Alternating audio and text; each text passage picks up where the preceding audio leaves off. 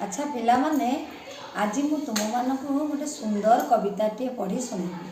कविताटीर नाँ है कहबी कथाटी। यार कवि होउछंती कुंतला कुमारी सापत। उत्कल भारती भाव बेस सुपरिचित से। गत शताब्दीर आरंभ नारी माने शिक्षा क्षेत्र में आगक आसी नथिला बेले से नारी मानक शिक्षा क्षेत्र में अग्रगामी कराइबारे धुरंधर थिले। एकाधार से जने कवि लेखक मध्य थिले। अनेक सुनाम अनेक गुड़िए नाटक लेखा तांकर बेस सुपरिचित हो पारिछि। तन्मध्यरु नौतुंडी, काली बहु, परसमणि इत्यादि उपन्यास तांकर अमर कृति। कहबी कथाटी कविताटी रे माँ निज पुओ को ओडिया जातिर गौरव विषय रे चेताई देइछन्ति एवं भविष्यत रे जने सुयोग्य संतान भाव में गढ़ी तोड़िबा पाई से प्रयास करिसन्ति। ताहले आम्भे माने आज से कविता विषय रे पढ़िबा एवं बुझिबा। कविताटी मु आरंभ करुछि। आजी बाप तोते कहबी कथाटी शुणिबु तु देई मन। काहा कुमर तू काहा कुलमणि जानी छुकी कंठी धनी। जेतेबेले माँ प्रयास करिथाए तार पिला को किमती बड़ करिबा पाई सेतेबेले से विभिन्न प्रकारर नाटक, कविता, गल्प, एकांकिका प्रवृत्ति शुणाई पिलाटी को बड़ मनीष करिबा पाई चेष्टा करिथाए।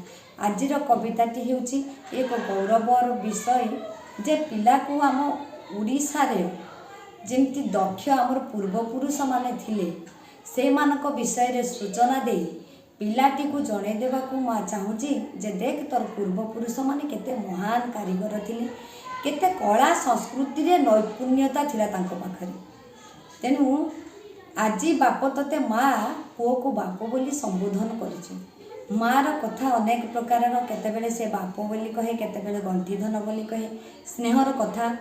तेणु आजी बाप तोते कहबी कथाटी गोटे कथाटे से कहबाकू चाहूँगी माँ जे कहार कुमर, कुमर अर्थात पुओ एवं कहार कुलमणि, कुल शब्द है वंश, केउ वंशर तू संतान ताहा तू जानिनी तेबे तू शुण। निर्मल तू ही सरग तराटी सरगर झरा फूल। हस भास तोर कौतुक बाबू कि मधुर कि डौल। निर्मल निर्मल सेटा होची पद्य रे हिची निर्मल किंतु गद्य रे हेबो निर्मल।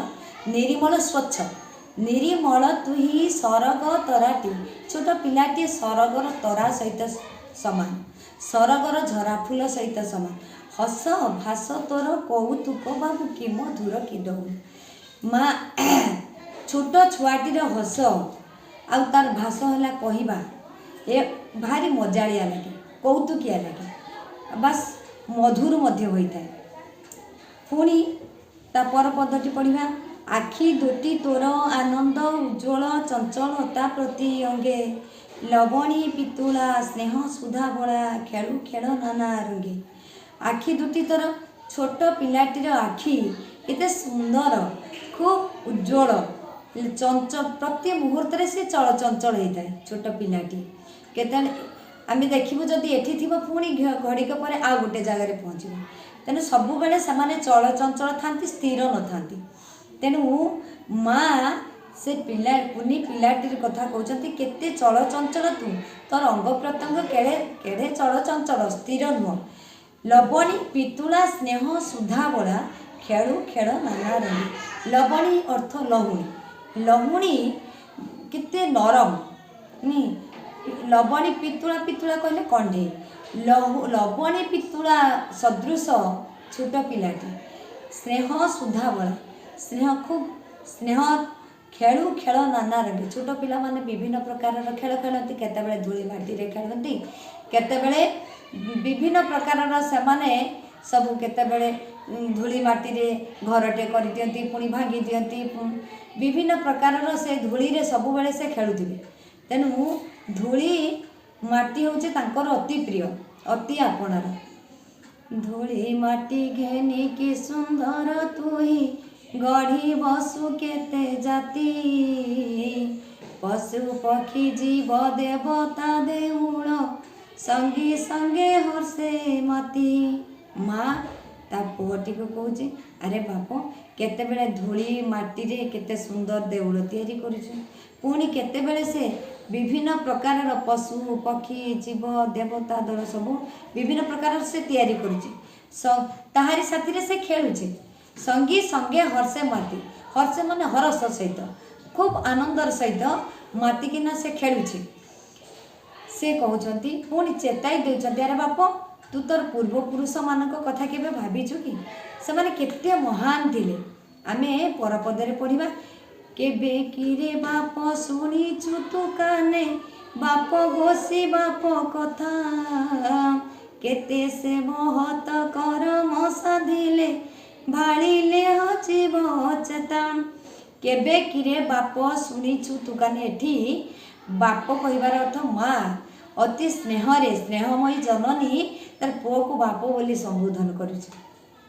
तेणु नियारा भाषा मार कथा ममतार कथा तेणु केते केबे किरे बाप शुणीछु तू काने माटे पुओ को कहूचे अरे बाप तू केबे विभिन्न प्रकार खेल तो मजी रहीछु केबे कि भाबिछु तू थरे तोर पूर्वपुरुष मानकर कथा केबे चिंता करिछु केबे किरे बाप शुणीछु तू काने बाप गोसी बाप कथा बापा और गोसी बापा बापांकर बापा तांको बापा तेणु बापा आ तोर जो बापा गोसी बापा जेजे बापा एमानकर कथा केबे तू शुणीछु जानिछु केते महान से माने थिले केते से महत करम साधिले भाड़िले हजीव चेता जे तू जदि सेमानक ए धूली माटी ए सबुथिरे न खेली तू जदि सेमानक कथा चिंता करंतु थरे सेमानक कथा भाबंतु तेबे जानंतु सेमाने केते महान काम करिसंती केते बड़ बड़ लोक थिले सब।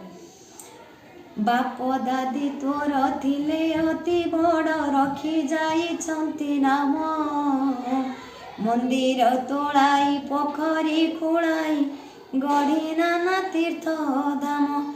बाप दादी तोर थिले अति बड़ तोर बापा तोर गुसी बापा ददेई एमाने सब बहुत बड़ बड़ लोक थिले आउ एते बड़ काम महत् काम सब करिसंती।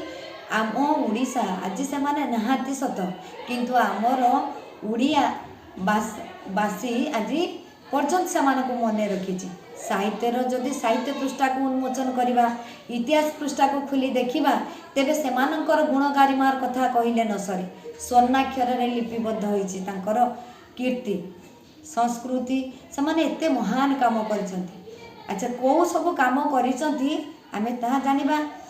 बाप दादी तोर थिले अति बड़ रखी जाइछंती नाम मंदिर तोड़ाई पोखरी खोलाई गढ़ी नाना तीर्थ धाम। ताहले तो बापा दादी एते बड़ थिले जे समाने केते बड़ बड़ सब काम करछंती कोठी पोखरी तुळेछंती कोठी मसरी कोठी पोखरी तैयारी करछंती कोठी पुणी मंदिर तैयारी करछंती आउ कोन विभिन्न प्रकार तीर्थधाम सब करिकिना जाइछंती नाम रखिछंती। कोणार्क मथारे जगन्नाथ पुरे उड़े तो तांकरी छती लखे देउल रे संज आळती रे जळे तो तांकरी बती। आज जदि आमे कोणार्क को जिबा हैला अर्क क्षेत्र बोली कहंती कोणार्क को कृष्ण पागोड़ा तो आज जदि आमे से कोणार्क को जिबा तेबे सेठी मध्य तांकर नारे ध्वजा उड़ुछि जगन्नाथ मंदिर रे आउ लक्षे देउल रे संज आळती रे जळे तो तांकरी बती। संध्या हो गले सूर्य जेतेबेले अस्त हो जाती अस्तगामी सूर्य जेतेबेले महाकूल को जाती क्रमे संध्या आसी जाए सेतेबेले मंदिर मानकरे तांकरी नाम रे दीप प्रज्वलित होउछि। आज मध्य से माने मंदिरटी गढ़ी थिबार सिना आमे माने सब जाइके दीप जालुछि मंदिर नथिले देवता कोठु आसंते ना आमे दीप कोठी प्रज्वलित करंतु। तेणु से सबू महान पूर्वपुरुष मानकर विजयर गाथा एवं मध्य मंदिर पुष्करिणी सबुथिरे तांकर सब स्वर्णाक्षर रे सब से गुडी को देखिले आमे तांकर कथा मने पडुछि एवं से महान लोक मानू महान तेणु ताकू चिर नमस्कार करवा सब नदी बंध सबू ताकरी कीरती थिले बड़ कारीगर पथर उपरे आंकी छवि अपरूप मनोहर नदी बंध जेते सब देखुच आहरी मध्य नदी बंध ताकर सब कीरती एठी कीरती कीर्ति किंतु पद्य रे एठी कीरती हेछि थिले बड़ कारीगर महान महान सब कारीगर थिले पत्थर उपरे आंकी छवि अपरूप मनोहर आम जदि कोणार्क मंदिर को देखा जगन्नाथ मंदिर को देखा लिंगराज मंदिर को देखा केते बड़ बड़ कारीगर नथिले से माने ताकर से कला नैपुण्य एते दक्ष थिले जे ताकू देखिले मध्य आज मध्य ओडिया कारीगरटे से परी करबा असंभव कथा तेणु तांकरी पाखरु तांकरी भली हवा पाई माटे पुओ को कौन कहते ना अरे बापा तू से भली काम कर से भली महत काम कर एवं तोर बापा घुसी बापा जमती नाम रखी जाइछंती ओडिया संस्कृति आज झुरुची ओडिया जगत आज तांको झुरुची सेमती तू मध्य काम करी जेतेबेले विदाय नहीं चली जीवु सेमती तो पाई मध्य एमिति काम कर तो पाई मध्य ए ओडिया गर्व अनुभव करिवो एवं झुरिवो हेला महा महाराजा महा महारथी थिले तोर बापा जे किए सरी हेब गुण ज्ञाने ताकू किए सरी हेब तेजे पुणी कहले अरे महा महाराजा थिले महा महारथी थिले सारथी आउ कौन ना तोर बाबा जेजे बाबा किए सरी हेब गुण ज्ञाने ताकू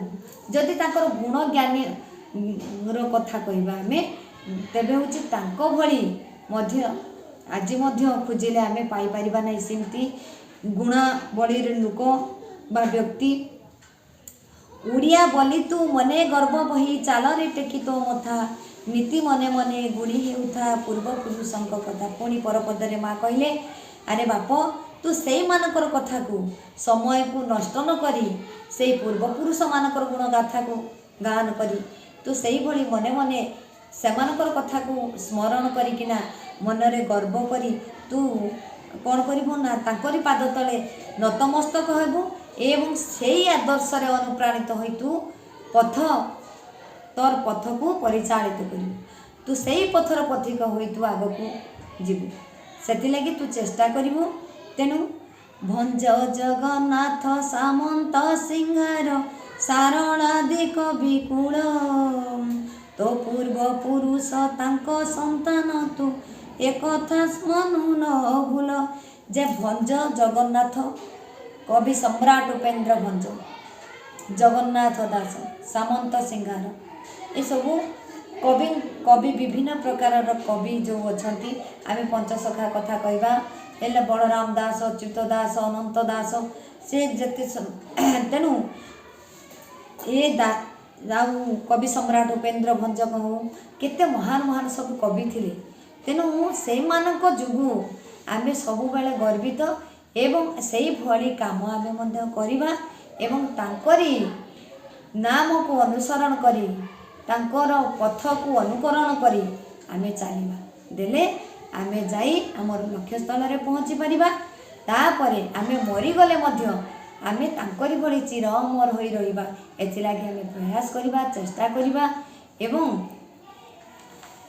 परे आमे मरीगले मध्य इतिहास आमर कथा को मन रखिबो साहित्य मध्य मन रखिबो सेई भली काम करी आबे माने ए धरा पृष्ठर विदाय नहीं जीवो एथिरे मैं एतिके रखुची आउ परे आमे आ गोटे विषय पढ़िबा।